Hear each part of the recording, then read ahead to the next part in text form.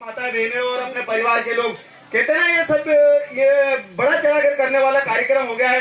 शादी ब्याह में भी देख लो तो उसमें भी बड़ा चढ़ा कर कार्यक्रम होने लग गए। नुक्ते में जो एक शोक प्रथा होती है जिसमें अपने परिवार का कोई सदस्य चला जाता है, बड़ा हो, बुजुर्ग हो, माता बहनें, कोई भी जिसका बच्चा हो या फिर उस परिवार का कमाने वाला मेन आदमी हो, है ना, तो वो चला जाता है, आकस्मिक उनकी मृत्यु हो जाती है। तो हम क्या करते हैं, उनके जाने के बाद में एक जश्न माहौल बना लेते हैं, है ना। हम यही करते हैं, अच्छे अच्छे पकवान बना लेते हैं, बेहतरीन बेहतरीन आइटम बना लेते हैं, फिर उसमें अपने रखते कार्यक्रम और मिठाई वगैरह, गुलाब जामुन, ये वो बेहतरीन बेहतरीन। तो ये कहीं ना कहीं आपको लगता है कि ये शोक का माहौल है कि अपने परिवार के जाने के बाद में हमने किस प्रकार का कार्यक्रम रखा। बताओ, अगर कोई मिठाई रख ले, गुलाब जामुन रख ले, कितने अच्छा आइटम रख ले, 56 प्रकार के भोग रख ले, तो इसमें मुझे बताया कि कोई शोकाकुल कार्यक्रम है क्या है। मिठाई वगैरह बढ़ती कहाँ पे, जब कोई बच्चा जन्म होता है, कोई अच्छे नंबर से पास हो जाता है, या फिर वो व्यक्ति कोई नौकरी पेशे में चले जाता है, या कोई बिजनेस खोल लेता है, तो अपन मिठाई वही बांटते हैं ना, या गुलाब जामुन वगैरह अच्छे कार्यक्रम वही करते हैं ना। आप अपन इस चीज में अगर अपन करें, जिस पर परिवार में कोई चला गया हो, कमाने खाने वाला चला गया हो, माता जी तो बुजुर्ग थी, लेकिन अक्सर हमने देखा है कि कोई गरीब परिवार का व्यक्ति चला जाए तो वहाँ पे समाज का दबाव रहता है कि भैया आपको ये भी करना पड़ेगा, वो भी करना पड़ेगा। अरे क्यों करना पड़ेगा, मुझे ये तो बता दे जरा।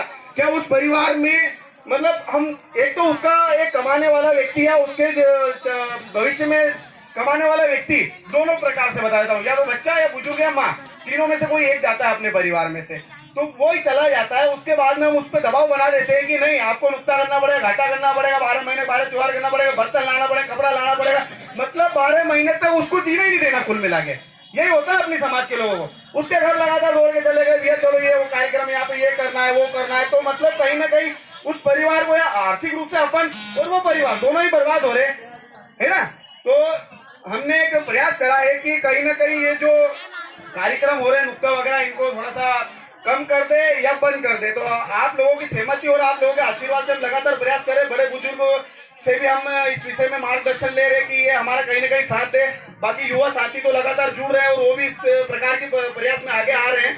तो समय कम है और कुछ बातें बहुत सारे हमारे जो डेलीगेशन बाहर से आए उनसे भी चर्चा होना है और उनकी बातें विशेष रहती। मैं तो लोकल हूँ आपका, तो मैं आदरणीय दिनेश परमार जी जो बगली वाले हैं, जो एक टीचर भी है गवर्नमेंट, और वो अपनी कुछ बातें आपके बीच में रखेंगे। वो काफी समय निकाल के आए हैं, तो मैं उनका स्वागत करता हूँ और अपनी बातें रखे। सर दिनेश जी। धन्यवाद राहुल जी। सभी समाजजनों को मेरा प्रणाम, नमस्कार। आप सब यहाँ पधारे हैं और ये एक प्रथा है, नुक्ता प्रथा, जिसमें शायद लंबे समय से इस प्रकार की प्रक्रिया चली आ रही है। और एक जोरदार जयकारा हो जाए पहले रविदास जी महाराज का, तो मेरे साथ सभी जुड़ने का प्रयास करें। बोलो रविदास जी महाराज की, जोर से रविदास जी महाराज की, भीमराव अम्बेडकर की, भीमराव अम्बेडकर की। थोड़ा सा जोर लगाओ एक बार सर, एक बार जोर से हाथ लगाओ अपने गुरु। भीमराव अम्बेडकर की, भीमराव अम्बेडकर की। भाइयों, जैसे आप जानते हो कि हम यहाँ एक शोक सभा में ही उपस्थित हुए हैं। हम यहाँ कोई खुशी मनाने नहीं आए, हम यहाँ पर आए हैं दुख में शामिल होने के लिए। तो हमारा भोजन कैसा होना चाहिए, साधारण होना चाहिए ना। कोई हम खुशी थोड़ी मना रहे कि यहाँ गुलाब जामुन खाएं। इसलिए हमको समझना होगा, यदि हमें समाज को अच्छी समाज, उत्कृष्ट समाज बनाना है तो हमें कुछ संशोधन करना होगा, कुछ नियमों का पालन करना होगा। क्यों करना होगा? क्योंकि हमें अन्य समाजों के साथ खड़ा होना है। ये हम दूसरी समाजों की तुलना में अभी संपन्न नहीं है, सामाजिक रूप से, है ना, आर्थिक रूप से भी संपन्न नहीं है हम लोग। तो हमें कुछ परिवर्तन करना होगा। यदि हम परिवर्तन करेंगे तो हमारे बच्चों में भी परिवर्तन आएगा, और जब ये पैसा बचेगा तो हमारे बच्चों के काम में आएगा, है ना। तो उत्कृष्ट समाज का निर्माण कैसे करेंगे? हमारी माताएं बहनें अपने व्यवहार में, आचार विचार में परिवर्तन लाएंगे, नए विचार लाएंगे। बच्चे की प्रथम शिक्षिका महिलाएं हैं। यदि महिलाएं अपने बच्चे को सही ज्ञान देगी, सही तरीके से उनका पालन पोषण करेगी, सही राह दिखाएगी, तो अपने बच्चे अच्छे स्थानों पर जाएंगे, नई नई ऊंचाइयों को छुएंगे। जैसे हमारे बाबा साहब भीमराव अम्बेडकर, पूरे विश्व में उनका डंका बजता है। आज भारत को जानते हैं तो किस नाम से जानते हैं? कि बाबा साहब का देश। तो हमारे लोगों ने या हमारी समाज में ऐसे ऐसे हीरे हुए हैं जो पूरे विश्व में डंका बजा रहे हैं। तो ऐसे ही हम भी सपना देके अपने बच्चों को सपना दिखाएं, इस प्रकार का सपना दिखाएं कि वो अपने बच्चे जो है आगे चलकर अच्छे अच्छे पदों पर जाएं, अच्छे संस्कारित बच्चे रहें, एक दूसरे का सम्मान करें। हमारे समाज में सम्मान की भावना किसी के पास नहीं है। तो माताएं बहनों से मेरा निवेदन है कि अपने बच्चों को भी संस्कारित करें, एक दूसरे का अभिवादन करें, अभिवादन की प्रक्रिया में लाए उनको। सम्मान यदि हम करेंगे तो दूसरा भी हमको सम्मान करेगा, करेगा कि नहीं करेगा? भाई हम किसी को सम्मान करते, राम राम करते, श्याम श्याम करते, कुछ भी करते, तो सामने वाला अपने को वापस बोलता है ना कि राम राम। तो हम अपने बच्चों से शुरुआत करें, उनको अच्छे संस्कार दें, और अच्छे संस्कार से ही हमको ऊर्जा मिलेगी, और ऊर्जा से हम एक संस्कारी परिवार और संस्कारवान समाज का निर्माण करेंगे।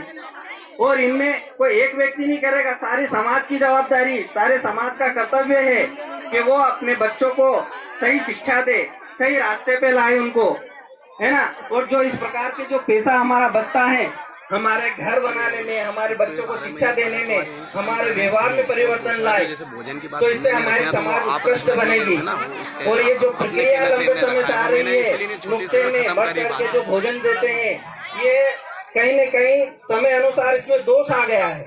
इस दोषों को भी हमको दूर करना है, क्योंकि पहले नुक्ते होते थे तो पहले पैसे रखते थे ताकि उस घर के व्यक्ति को उससे थोड़ा सा निजात मिल जाए आर्थिक रूप से, है ना। तो पहले शायद 40 या 30-40 साल पहले सा कुछ परंपराएं थी जिसमें पैसे रखते थे, तो इससे समाज उस व्यक्ति को सामाजिक आर्थिक रूप से थोड़ी मदद मिल जाती थी। लेकिन आज नहीं होता, आज बढ़ा चढ़ाकर करते हैं। यदि गरीब व्यक्ति यदि बढ़ा चढ़ाकर करेगा, और यदि मान लो उसके घर में कोई व्यक्ति बीमार हो गया, 2 लाख रुपए उसने वहाँ खर्च कर दिए, और 2 लाख रुपए उसने आके यहाँ खर्च करे नुक्ते में, तो 4 लाख हो गए। वो 4 लाख कहाँ से लाएगा व्यक्ति? वो तो कर्जे में डूबेगा। यदि कर्जे में डूबेगा तो उसकी संतान वो गुलामी की ओर बढ़ेंगे। इसलिए इन प्रक्रियाओं में थोड़ा संशोधन करके हम भोजन कम से कम रखें। ये हमारा विचार है, हमारी संस्था का भी विचार है, और पूरी समाज का विचार है। यदि हम इस प्रकार थोड़ा थोड़ा बचाव करेंगे तो हमारी समाज उत्कृष्ट समाज की ओर जाएगी, और हम जागृत और विकास की ओर बढ़ेंगे। जय हिंद, जय भारत, जय संविधान।